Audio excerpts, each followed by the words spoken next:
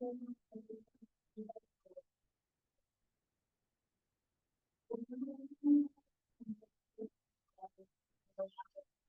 Assalamualaikum warahmatullahi wabarakatuh.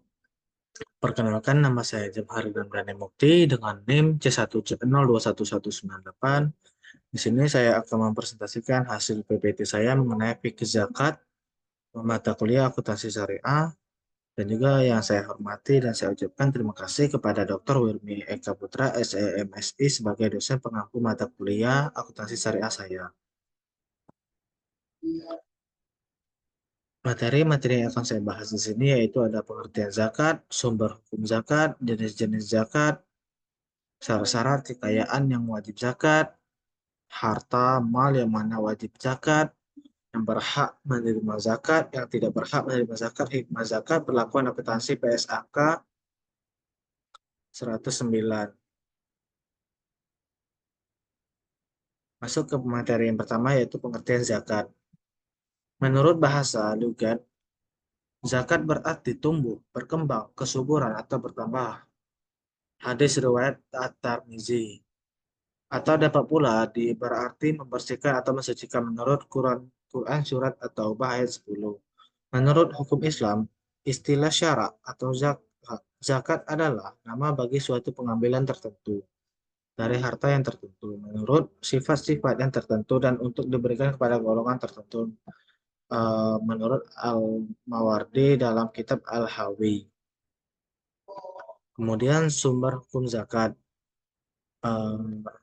Qad aflaha man zakaha dalam surat Asy-Syams ayat 9 yang berarti sungguh beruntung orang yang mensucikan hati. Quran surat Asy-Syams ayat 9. Kemudian ada juga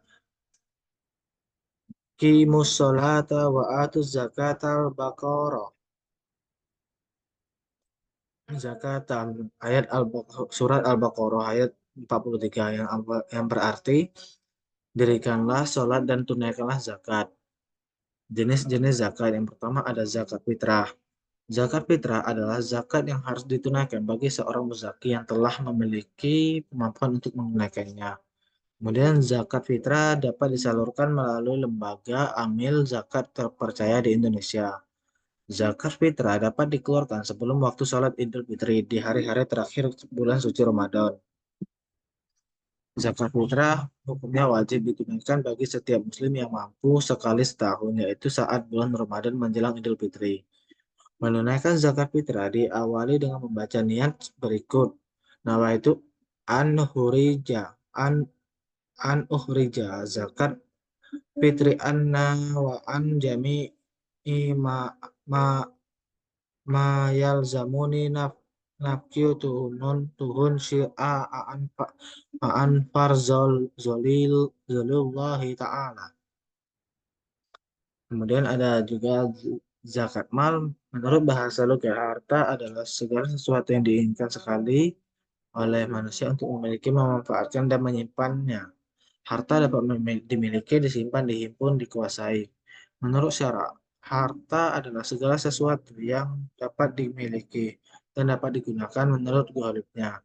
Harta dapat diambil manfaatnya sesuai dengan gaulifnya, misalnya seperti rumah, mobil, ternak, hasil pertanian, uang, emas, dan perak. Kemudian syarat-syarat kekayaan yang wajib zakat. Yang pertama adalah milik penuh atau al-milkut tam. Ini maksudnya yaitu berkembang dan cukup nishab. Kemudian ada lebih dari kebutuhan pokok al-hajatul al-ashi asliyah. Ini yaitu maksudnya bebas dari hutang dan berlalu 1 tahun. Kemudian harta yang mana yang wajib zakat, emas dan perak, hasil pertanian, hasil harta perniagaan, kemudian binatang ternak atau madin dan kekayaan laut dan rikos. Kemudian yang berhak menerima zakat ini ada beberapa seperti fakir dan miskin. Kemudian ada miskin, ada amin zakat atau pengurus zakat, mu'alaf, rikab atau hamba sahayat, gorimin, fisabilillah, ibnu sabil. Yang tidak berhak menerima zakat yaitu keluarga Rasulullah SAW atau ahlul bait, orang kaya, orang kafir, setiap orang yang wajib dinafkahi oleh muzaki atau wajib zakat. Kemudian hikmah zakat yang pertama adalah mendidik jiwa manusia suka berkorban dan membersihkan jiwa dari sifat-sifat kikir dan bakhil. Yang kedua ada zakat mengandung arti rasa persamaan yang memikirkan nasib manusia dalam suasana persaudaraan. Kemudian zakat memberi arti bahwa manusia itu bukan hidup untuk dirinya sendiri. Sifat mementingkan diri sendiri harus disingkirkan dari masyarakat Islam. Yang keempat ada seorang muslim harus mempunyai sifat yang baik, sifat-sifat baik dalam hidup perseorangan, yaitu murah hati, penderma, dan penyayang. Kemudian perlakuan akuntansi menurut PSAK 109.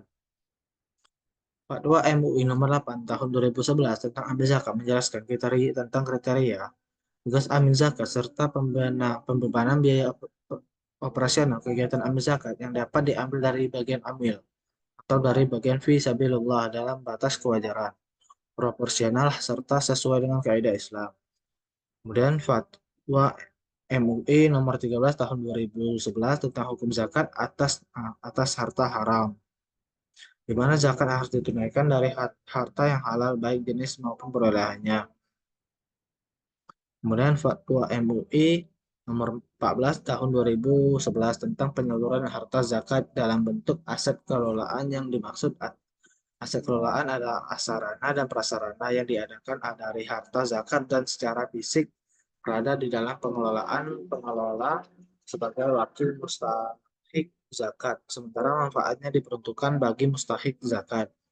Kemudian ada Fatwa MUI nomor 11 tahun 2011 tentang penakhiran, pemeliharaan, dan penyaluran harta zakat. Tugas amil zakat adalah melakukan penghimpunan, pemeliharaan, dan penyaluran.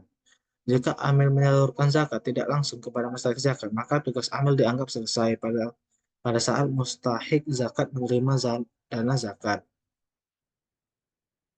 Baiklah, itu saja yang dapat saya presentasikan. Bila masih banyak kekurangan, saya mohon maaf. Saya ucapkan terima kasih. Saya tutup. Wassalamualaikum warahmatullahi wabarakatuh.